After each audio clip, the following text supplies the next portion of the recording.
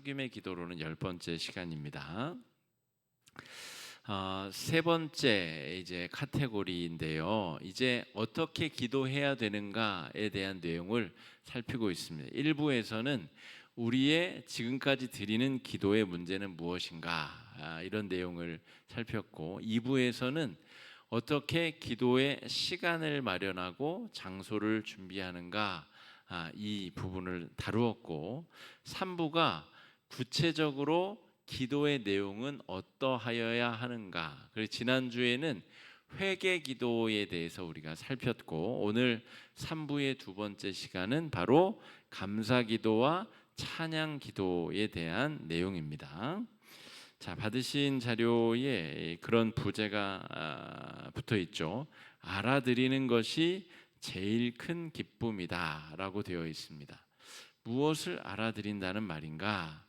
이 김영복 목사님의 사귐의 기도라는 책을 텍스트로 해서 우리가 계속 공부하고 있기 때문에 그 책의 이 부분의 앞부분에는 램프의 진이에 대한 내용이 등장합니다.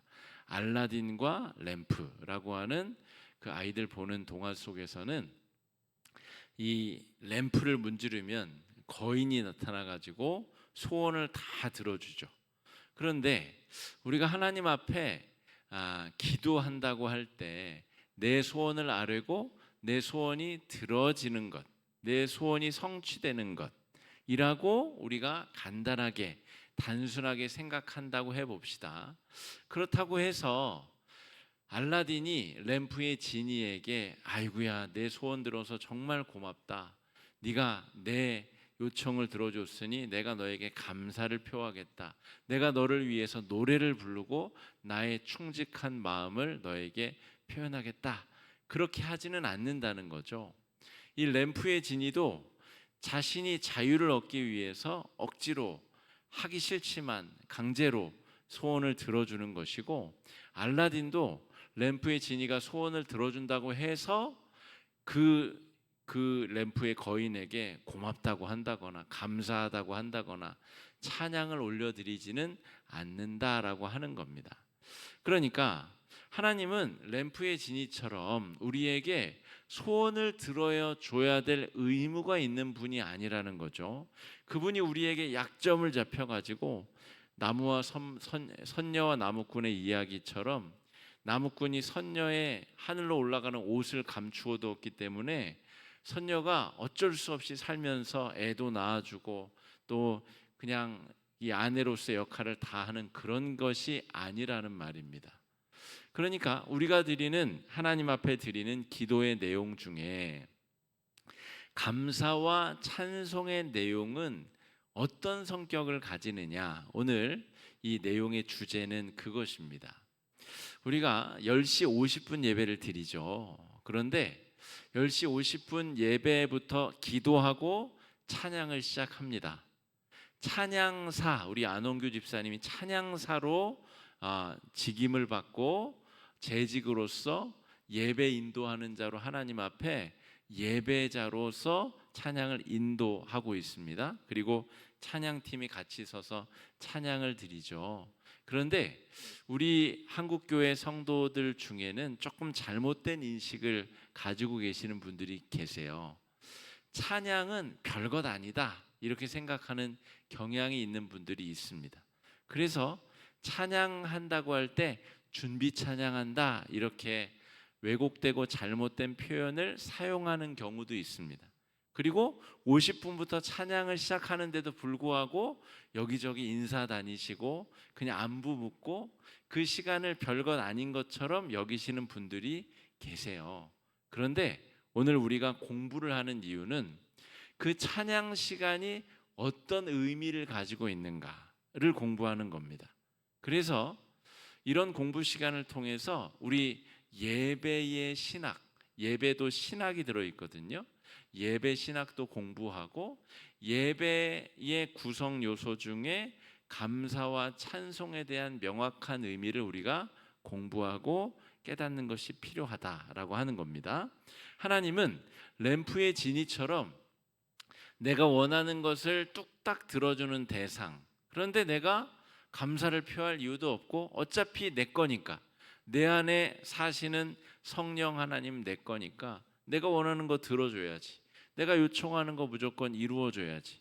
그런다고 해서 내가 그분께 고맙다거나 감사하다거나 노래를 해준다거나 그럴 필요가 뭐가 있는가? 우리가 하나님을 그렇게 대하고 있는 것은 아닌가? 물론 이 김영봉 목사님의 그 비유가 부적절합니다. 우리가 설마 그렇게 하나님을 대하겠어요?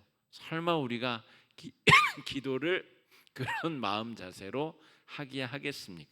그런데 이 비유를 이렇게 우리와 너무 동떨어져 있는 내용이라고 생각하지만 그런 것을 생각할 때에 우리가 정말 그러면 진실된 의미로 찬송과 감사를 하나님 앞에 잘 드리고 있는가를 반면교사로 배울 수 있다라고 하는 겁니다. 자, 하나님이 하신 구원의 역사에 대해서 우리는 감사와 찬송으로 반응을 보여야 된다라고 하는 겁니다. 그러니까 램프의 진이처럼 내가 욕망하는 것을 이루어졌기 때문에 내가 고맙다라고 감사하다라고 표현하는 것이 아니라 내 존재 자체가 변화되고 새롭게 된 은혜. 지난주 우리 로마서 8장 말씀 중에 하나님께서 우리에게 아빠, 아버지라고 부를 수 있는 자격을 주셨다.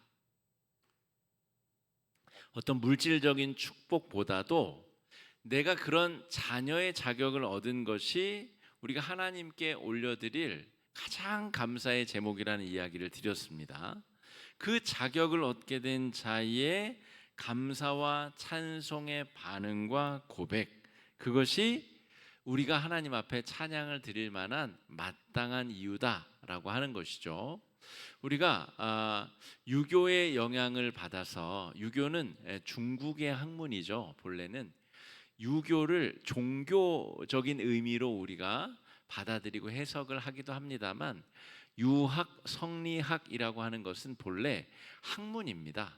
중국이 대륙이 워낙 넓기 때문에 예전부터 전쟁이 많았습니다.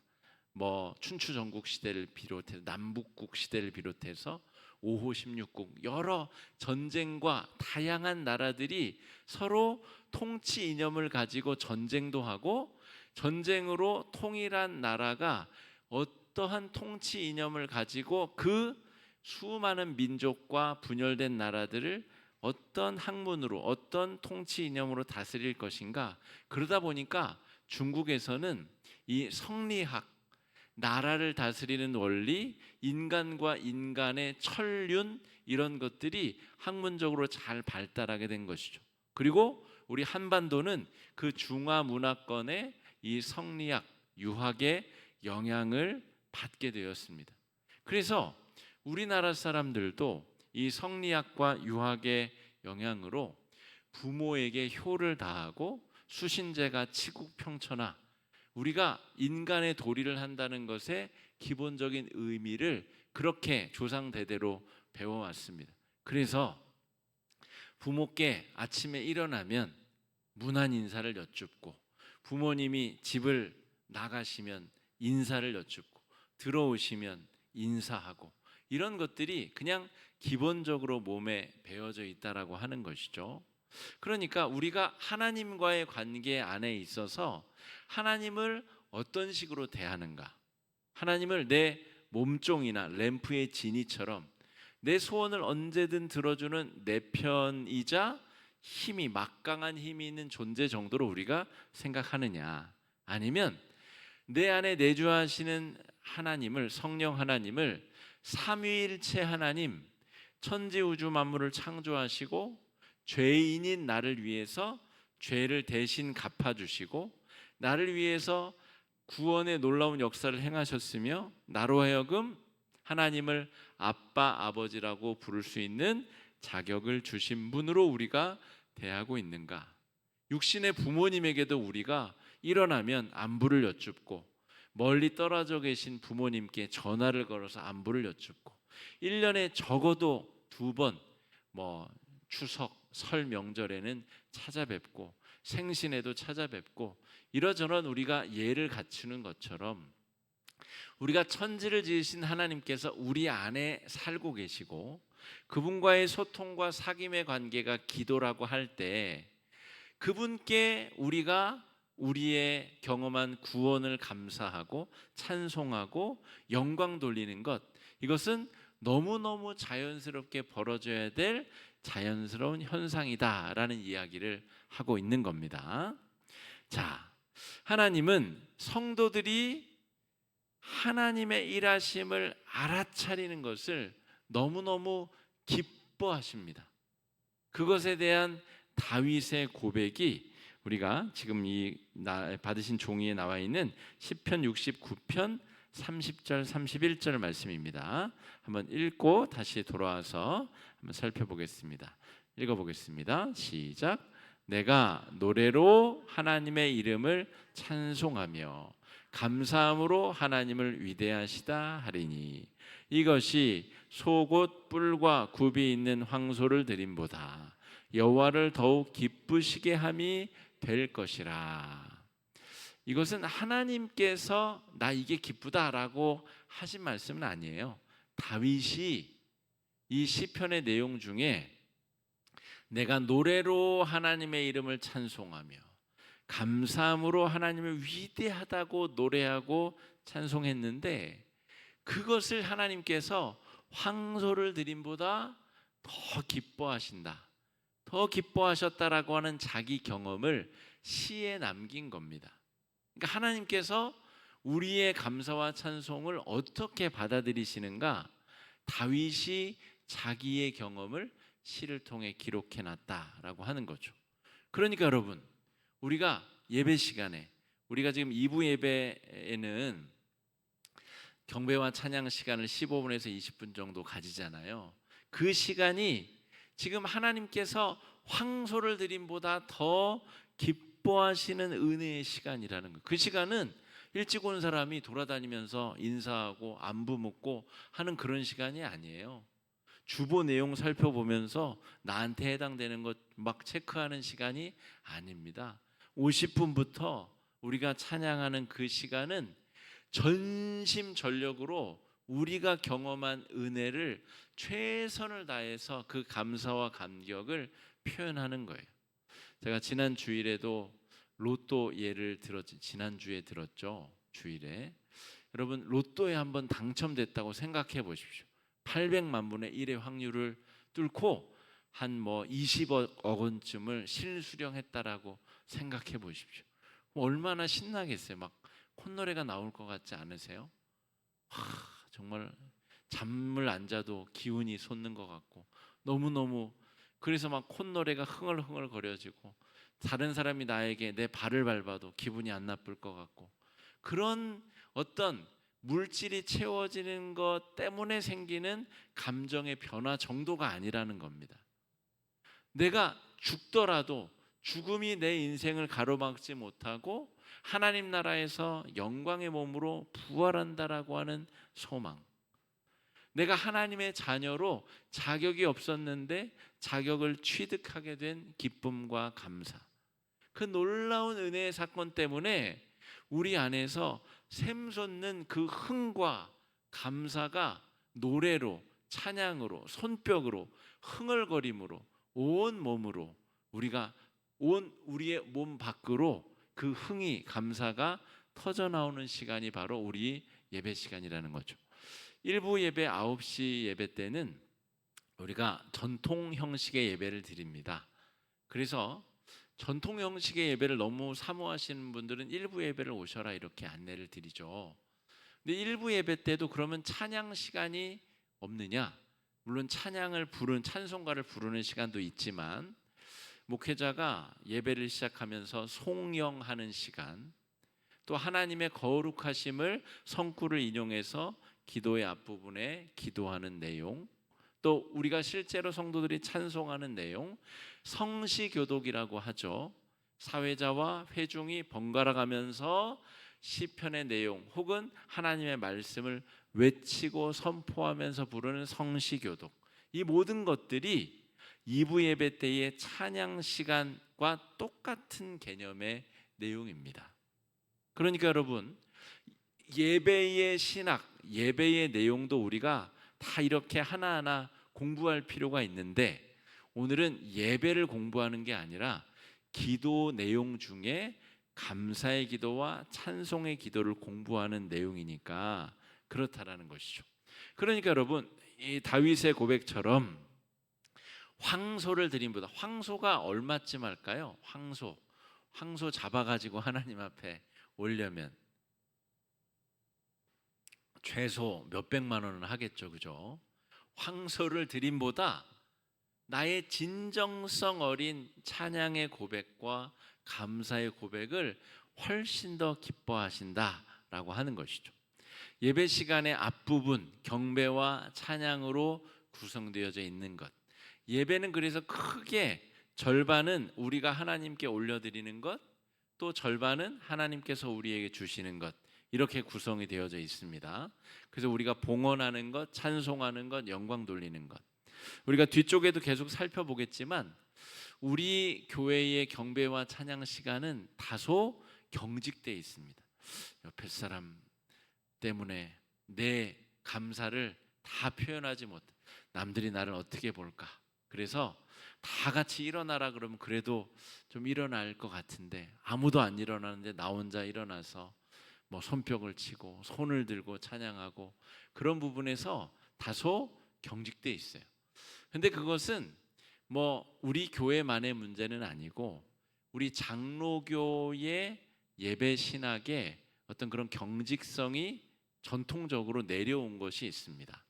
우리 장로교가 여러 차례 분열의 역사를 거쳤는데, 장로교의 분열의 역사 중에 우리 여전히 무악기를 고수하는 교단도 있습니다. 무악기파라고 부르는데, 악기를 사용하면 안 된다고 주장하는 그런 교리를 가진 교단이 여전히 존재합니다. 여기 어디 요 구도로로 가다 보면 그리스도의 교회가 있잖아요. 그리스도의 교회도 크게 두 파로 나뉘는데, 그리스도의 교회가 아주 그 대표적인 무악기파에 속합니다. 우리 구도로에 있는 교회는 뭐 유악기파인지 무악기파인지 제가 그것까지는 확인을 못했는데, 그리스도의 교회라는 교단이 이제 무악기파가 많습니다. 근데 그 무악기파를 그렇게 주장하는 이유는 무엇이냐면, 이 악기를 동원하면 사람의 감정이 동요된다는 거예요.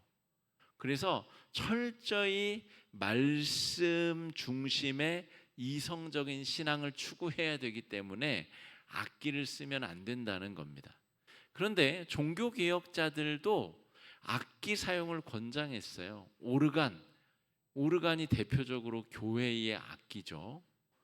그런데 뭐 어쨌든 그런 다양한 주장들이 있습니다만, 그분들의 본심도 하나님을 전심으로 찬양하기 원한다는 거예요. 악기를 사용하지 않는다는 것을 우리가 비난해야 된다, 우리와 다르기 때문에 비난해야 된다는 것이 아니라, 악기를 사용하지 않으려고 하는 이유도 정말 온 정성과 마음을 그 찬양에 담아내겠다라고 하는 진정성에 있다라는 거죠. 그렇다면 악기를 사용하는 그러면 그런 건 잘못된 것이냐? 그것도 그렇게 말할 수 있는 게 아닙니다. 우리가 한 번도 본 적이 없는 새로운 악기가 출현할 수도 있겠죠. 그러면 그 악기도 예배 시간에 동원이 되면 아주 소중한 성구가 되는 겁니다. 성경에 속옷치며 박수치며 온갖 악기를 다 동원해서 하나님을 찬양한 내용들이 등장합니다. 할 수만 있다면 최선의 노력을 다해서 모든 악기를 동원해서 하나님께서 우리에게 행하신 일들을 찬송하고 감사하는 일들이 필요한 것이죠. 그런데 어떤 교회는 또 이것이 너무 과한 경우가 있습니다. 너무 과하다는 표현은 이런 겁니다. 예를 들어서 교회의 성가대가 너무너무 비대해지고 커져가지고 하나님의 말씀이 선포되는 것보다 성가대의 그 찬양 시간이 훨씬 더 중요하고 부각되고 강조가 되는 교회도 있어요. 그런 교회는 그 찬양이 오히려 주객이 전도가 되어서 강화된 경우입니다. 여러 가지 이유가 있는데 그 지휘자가 실제로 서울 시내에 존재하는 교회의 내용입니다. 지휘자가 어마어마한 이력을 가진 분이에요. 그래서 자신이 지휘하는 성가대의 그 어떤 퀄리티를 아주 최상으로 끌어올려야 되겠다라고 이제 자기 스스로 목표를 정한 겁니다. 그러다 보니까 온 교회가 성가대 중심으로 성가대의 그 완벽한 완성도를 맞추기 위해서 교회의 모든 에너지가 다 빨려 들어간, 그래서 그 교회는 교회 홈페이지는 보잘것없는데 오히려 성가대 홈페이지가 막 휘황찬란하게 꾸며져 있는 경우가 실제로 있습니다. 그런 경우는 뭔가 잘못된 것이죠. 하나님이 주인공이 되셔서 하나님이 영광 받으시는 것이 찬양의 목적인데 그 지휘자의 이력과 지휘자가 지휘하는 성가대의 완성도, 그게 훨씬 더 중요해져 버린 경우다, 이렇게 말할 수가 있겠습니다.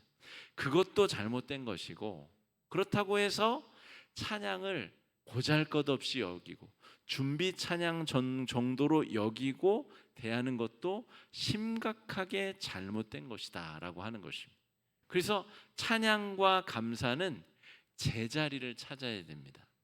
우리에게 벌어진 일에 대해서 내가 정말 어떻게 느끼는가, 나는 그것을 평상시에 어떻게 하나님께 표현하고 있는가, 나에게 벌어진 은혜의 사건, 부활의 사건, 내가 하나님을 아빠, 아버지라고 부를 수 있게 된 그 은혜로운 사건이 내 온 삶을 통해서 감사의 고백으로, 찬양의 흥얼거림으로, 어떤 식으로든 우리의 삶으로 흘러나가고 외쳐지고 있는가.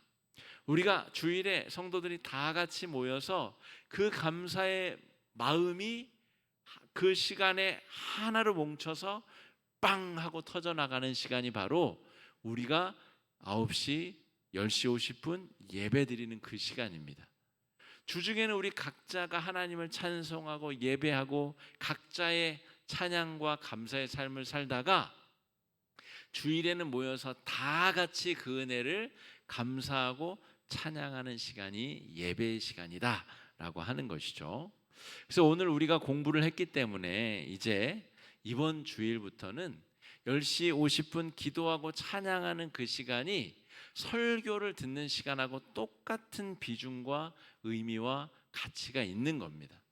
그 시간에 하나님을 온전히 전심으로 내 모든 에너지를 집중해서 내가 경험하고 내가 받은 은혜를 내가 고백하고 감사하고 하나님께서 황소를 드림보다 더 기뻐하시는 그 은혜의 고백을 하나님께 드려야 된다라고 하는 것이죠.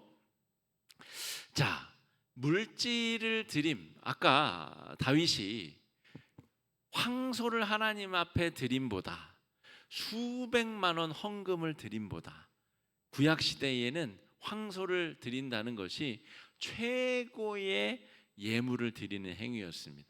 그러니까 여러분, 수백만 원 하나님 앞에 예물을 드림보다 이 찬양의 고백을 훨씬 더 기뻐하고 감사하신다고 하는데, 이 김영복 목사님은 이것을 이렇게 적어놨어요. 하나님이 말씀으로 우주 만물을 창조하셨는데, 황소도 하나님이 창조하신 피조물 중에 하나인데 그 피조물을 바친다고 해서 하나님이 그것 때문에 기뻐하시는 분이실까? 그럴 것 같지 않다라는 것이죠. 그래서 황소를 드리는 이의 마음이 어떠한가? 그래서 부자와 가난한 이 과부가 헌금을 드리는 장면을 예수님께서 바라보시면서 과부의 2렙돈의 헌금이 부자의 헌금보다 훨씬 더 많이 드렸다라고 판정을 내리시잖아요. 그래서 구약 성경에도 제사를 드릴 때 돈이 없는 사람은 비둘기라도 잡아서 하나님 앞에 예물을 가지고 오면 부자가 황소를 바쳐서 제물을 드린 것과 똑같은 효과가 있도록 배려하셨습니다. 돈이 없는 사람도 산에 가서 산비둘기를 잡아다가 하나님 앞에 제물을 드릴 수 있도록 그렇게 됐다는 거죠. 그러니까 진짜 중요한 것은 예물 자체의 크기나 예물 자체의 내용보다 그것을 바치는 사람의 마음가짐과 정성이다라고 말할 수가 있겠습니다. 여러분, 우리가 하나님 앞에 예배를 드리는데 막 헐레벌떡 10시 50분 막 딱 돼가지고 혹은 좀 지나서 여러분 그럴 수도 있죠.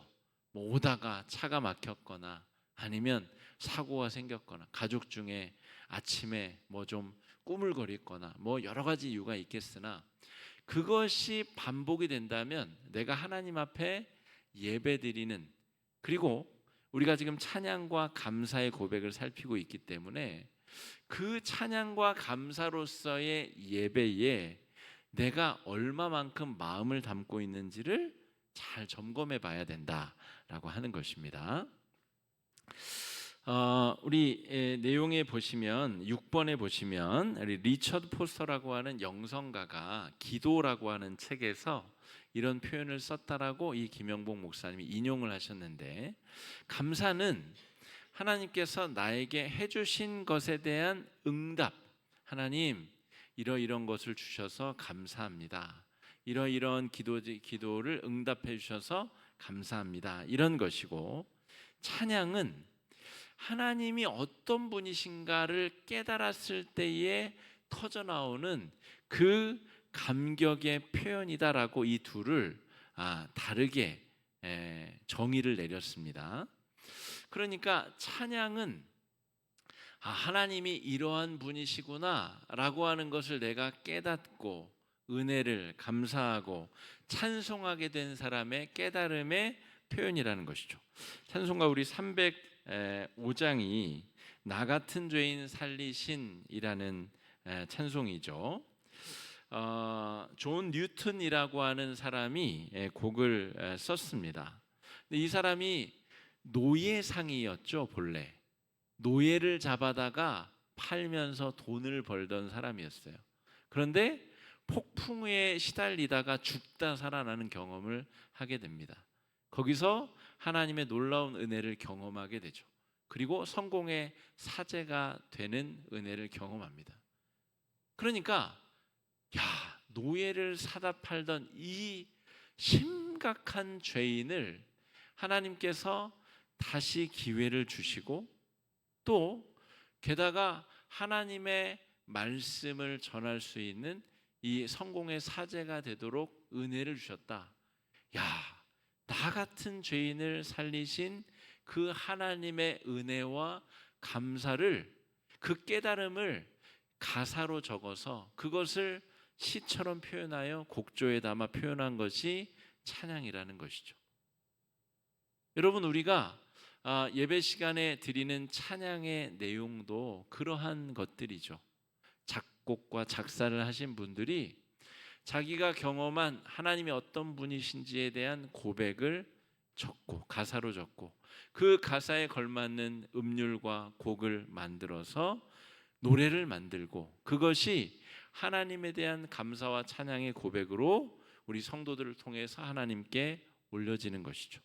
우리 안홍규 집사님이 찬양사이면서 또 기독교 음악을 작곡하고 작사하는 분이신데 하나님께서 크게 쓰셔서 많은 사람들이 그 은혜의 고백을 함께 부르고 나눌 수 있도록 더 아름다운 곡들을 많이 쓸 수 있도록 성도님들 많이 기도해 주시면 좋겠습니다.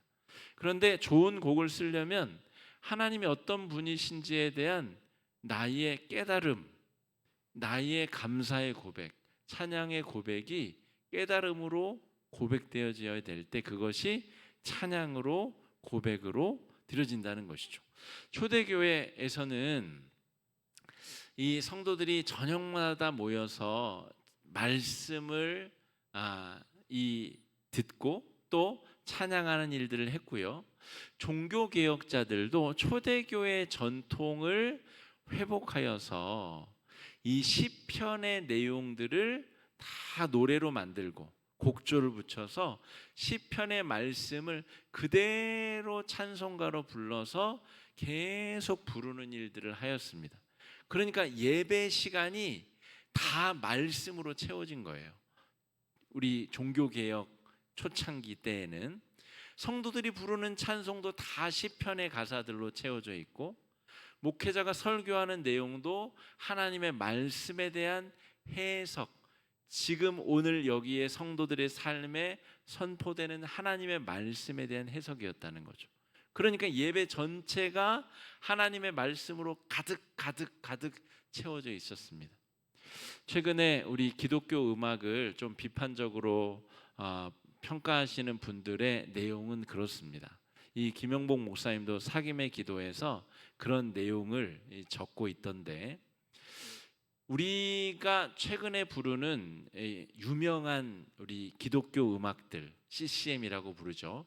현대 기독 음악이라고 부르는 것이 하나님의 그 어떠하심을 깨달아서 그것에 대한 깨달음을 얻어서 그것이 그에게 주어진 달란트로 음악으로 만들어져서 하나님을 찬송하는 내용보다도 그저 우리들끼리 서로 축복하고 그냥 우리들끼리 흥겹고 좋고, 그래서 신나는 비트와 악기 연주자들의 완성도, 또 그런 어떤 찬양 인도자가 빛나는 것, 그런 쪽으로 많이 치우쳐져 있는 것은 아닌가, 그런 반성적 내용의 부분이 그 책에도 기록되어져 있습니다. 아주 지혜로운 또 아주 분별력 있는 그런 분석의 내용이 아닌가 싶습니다. 찬양의 고백은 그 주체도 하나님이셔야 되고, 그 과정과 내용 역시도 하나님에 대한 은혜와 감사의 깨달음, 그리고 주시고 받은 은혜에 대한 응답, 이것이 감사 기도와 찬양의 고백의 본질을 이루어야 된다 하는 것이죠. 겉으로만 화려하거나 아니면 하나님이 어떤 분이신지에 대한 깨달음이 다 빠져버린, 그냥 우리들끼리 흥겹고 즐거운 내용의 기독 음악들은 상당히 위태로운 상황이다라고 여러 분들이 분석하고 평가하고 있기도 합니다. 여러분, 성경에는 감사와 찬송을 드리는 다양한 방법들이 묘사되어져 있습니다. 특별히 다윗이 이 언약궤를 가지고 예루살렘 성전으로 들어올 때에 성가대가 수천 명의 성가대가 동원되어서 수많은 악기와 성가대가 동원되어서 하나님의 언약궤가 예루살렘 성으로 들어오는 것을 찬송하고 기뻐하였고, 무수히 많은 악기와 또 무희 율동하는 사람들과 그것을 노래하는 성가대가 동원되었습니다. 성가대가 현대 기독교에서 갑자기 생긴 게 아닙니다. 다윗 시대에도 성가대가 있었습니다. 성가대를 지휘하는 은사가 있는 음악 감독들이 있었습니다. 우리 찬양사님이 사역하시는 것처럼, 지휘자님이 사역하시는 것처럼, 반주자님이 받은 은사로 하나님을 섬기는 것처럼 그 음악에 은사가 있는 분들이 하나님을 찬양하는 일에 재능을 바쳐서 헌신하였다라고 하는 거죠.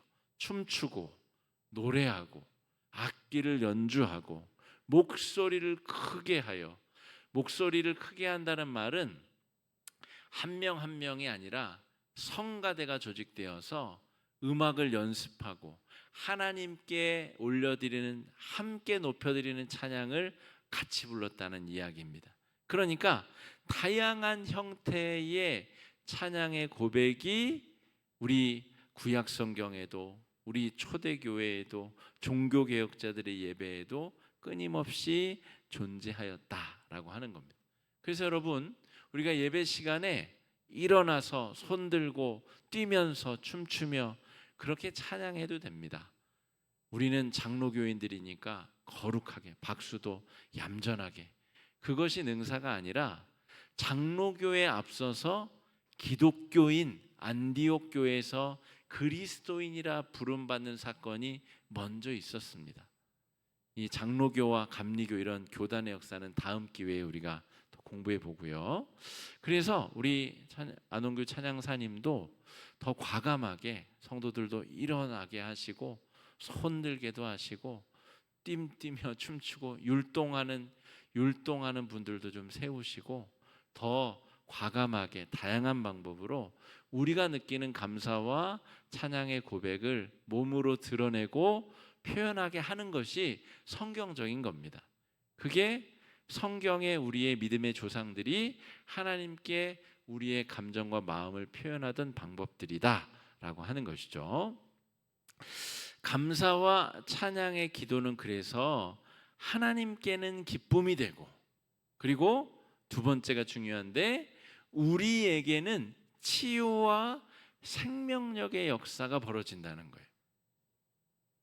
이 사금의 기도라는 책에 그런 표현도 등장합니다.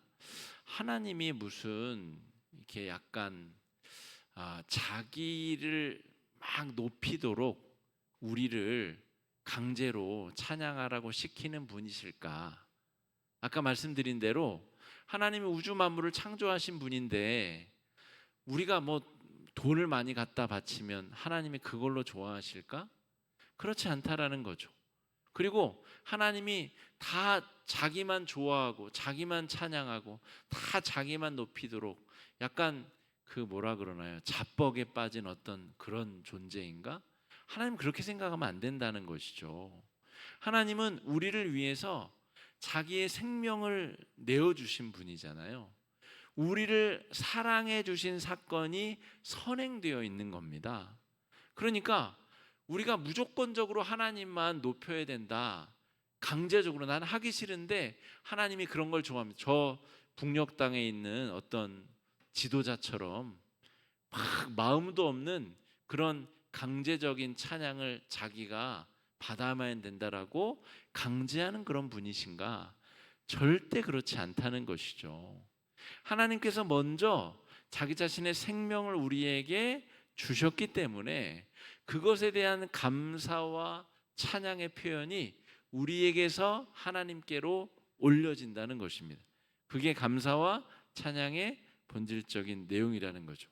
그러면 찬양과 감사를 올려지는 중에 어떻게 우리 마음에 치유와 생명의 사건이 벌어지게 되는가?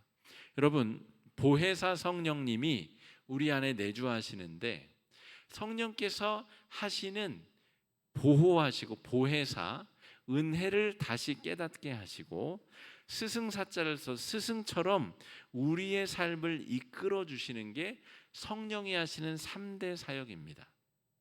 거기서 두 번째, 은혜를 깨닫게 하시는 것. 내가 어떤 존재인가를 늘 깨닫게 해주시는 것이 성령께서 하시는 일입니다. 하나님이 인간이 되셔서 우리를 위해서 십자가에 달려 돌아가시고 나의 죄를 대속해 주시고 대신 갚아주신 그 은혜의 사건을 끊임없이 떠올리게 하시는 분이 성령이시라는 거예요. 그러므로 우리가 은혜를 새롭게 깨닫고 새롭게 기억하면서 하나님을 찬양한다면 우리 안에 새로운 생명의 역사와 치유의 역사가 벌어진다는 것이죠. 지난주 그 전주, 그러니까 로마서 8장 1절로 11절 말씀 우리가 묵상할 때에 잉여 에너지라는 표현을 들으셨을 겁니다. 성령이 우리 안에 살아계시면 우리 안에 엄청난 잉여 에너지를 주시는데 근근히 살아갈 정도가 아니라 넉넉히 살아갈 정도의 힘을 주시는데 그 힘을 주시는 통로가 바로 십자가 은혜를 기억하게 하는 것입니다. 십자가 은혜가 끊이지 않고 우리 안에 기억날 때 우리 안에 치유가 벌어지고 생명의 역사가 벌어진다는 것이죠. 그리고 그 행위는 하나님께 기쁨이 되는 감사와 찬양으로 올려지게 됩니다. 시편 71편 23절 말씀 같이 한번 읽어보겠습니다. 시작. 내가 주를 찬양할 때에 주께서 속량하신 내 영혼이 즐거워하리로다. 아멘. 이 역시도 다윗의 표현인데요. 내가 주를 찬양할 때에 내 영이 내 속에서 기뻐 뛰는 것을 내가 알아차렸다라고 하는 거죠. 내가 하나님을 찬양하면 하나님은 황소를 받으시는 것보다 더 기뻐하시고, 그렇잖아요. 우리 자녀들이 뭐 용돈 주고 이런 것보다 진심 어린 편지를 써가지고 가지고 오면 그 마음이 담겨 있는 편지가 아이들이 용돈 주고 선물 사오는 것보다 훨씬 더 기쁘잖아요. 그것처럼 마음이 담긴 고백이 하나님을 기쁘시게 할 뿐만 아니라 내 영혼이 즐거움과 기쁨과 감사함으로 새롭게 치유되고 창조된다라고 하는 것입니다. 여러분, 감사와 찬송의 기도는 하나님 나라에 들어가는 것의 리허설 연습이다라고 김영복 목사님은 그 책에 적고 있습니다. 그러니까 우리가 죽음의 강을 넘어서 하나님 나라에서 부활하였을 때에 어떤 모습일지, 그곳이 어떤 곳일지는 상상조차 불가합니다.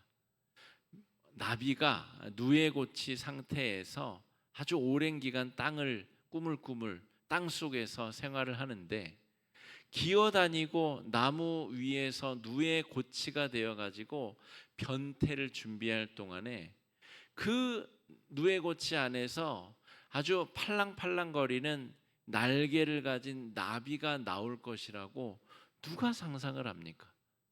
꾸물꾸물 기어다니는 그 애벌레가 누에고치, 그 누에당, 지금도 과학자들이 누에고치 안에서 벌어지는 일을 과학적으로 해명해내지 못하고 있습니다. 그 누에고치 안에서 어떤 액화 현상이 벌어지는데 그 액화 과정에서 어떻게 날개가 생기고, 그것이 가르쳐 준 적도 없는데 어떻게 날개짓을 퍼덕이며 나비가 되는지 여전히 과학자들이 신비의 영역으로 남아있다고 합니다. 얼마나 신비로운 일인가요? 여러분, 우리가 천국에 갔는데 그냥 지금의 모습, 혹은 내가 가장 몸이 건강했었던 20대의 몸, 그런 유치한 수준에서의 천국이 아니라는 것이죠. 그런데 우리가 이 시편의 고백들을 통해서 그래도 추측할 수 있는 것은 무엇이냐면, 우리가 하나님과의 그 사귐의 관계 안에 친밀해졌을 때에 우리 마음속에서 성령이 주시는 에너지도 차오르고, 그 에너지가 차오르면서 기쁨과 감사의 고백이 터져 나오고 막 흥얼거리는 콧노래가 막 나오면서 그것이 찬양의 고백으로 아름답게 울려 퍼진다면, 우리가 경험하게 될, 죽어서 가게 될 그 천국에서는 우리가 어떤 모습일지 상상할 수도 없지만, 우리가 드리는 이 감사의 고백과 찬양의 고백과 같은 그런 현상이 몇 천만 배 확장되는 경험이 천국이 아닐까? 그렇게 상상해 볼 수 있다는 거예요. 외형적인 모습이 천국에서 이럴 것이다, 그거는 아무리 내가 상상해도 맞출 수 없는 영역입니다. 우리가 어떤 곳에 살게 될지, 어떤 생활을 하게 될지, 이 애벌레가 나비가 되는 것을 감히 상상조차 할 수 없는 것처럼 그렇다는 것이죠. 다만 우리가 감사의 고백을 하고 찬송을 올려드릴 때 우리 마음속에 벌어지는 그 현상이 천국에서 경험하게 될 것의 훌륭한 예행 연습이다라고 알아차릴 수 있다는 것이죠. 이 땅에서 우리가 하나님 나라를 경험할 수 있는 가장 확실하고 가장 근사치에 다다라는 경험이 바로 감사를 고백하고 찬송을 올려드리는 일이다, 이렇게 말할 수가 있겠습니다. 여러분, 우리가 드리는, 하나님께 드리는 기도의 내용은 전체적으로는 교제와 사귐을 위한 그런 내용입니다. 하나님과 친밀한 교제 가운데 이야기를 듣고 이야기를 나누는 내용, 우리가 이야기를 듣는 것은 하나님의 말씀을 통해서 하나님이 어떤 분이신지를 듣고 성경을 통해서 하나님이 하시는 이야기를 우리가 깨닫는 것을 의미하고, 내가 하나님께 드리는 고백의 내용 중에 지난주에 첫 번째 회개의 기도를 살폈고 오늘 감사와 찬송의 기도를 살폈습니다. 여러분, 우리가 하나님 앞에 감사의 기도를 올리고 찬송을 올려드릴 때에 오늘 우리가 지금 배운 것처럼 그런 내용으로, 그런 진정성을 담아서 황소를 드림보다 더 진정성 있는 고백으로 하나님께 감사의 고백과 찬송을 올려드릴 수 있는 여러분 되시기를 주의 이름으로 축복합니다. 이 시간에 말씀 의지해서 기도하실 때에 네 가지 기도 제목 가지고 함께 기도하겠습니다. 첫 번째 기도 제목은 하나님이 베푸신 구원의 역사에 합당한 감사와 찬송으로 나아가게 하셔서 어떤 물질로도 기쁘시게 할 수 없는 하나님의 마음을 기쁘게 하여 주시옵소서. 이 시간에 함께 기도하며 나아가겠습니다. 기도하겠습니다. 사랑의 주님, 은혜를 감사합니다. 우리가 기도에 대해서 공부하고 있습니다. 감사의 고백과 찬송의 고백이 하나님 앞에 드려질 때에 우리의 진정한 마음이 하나님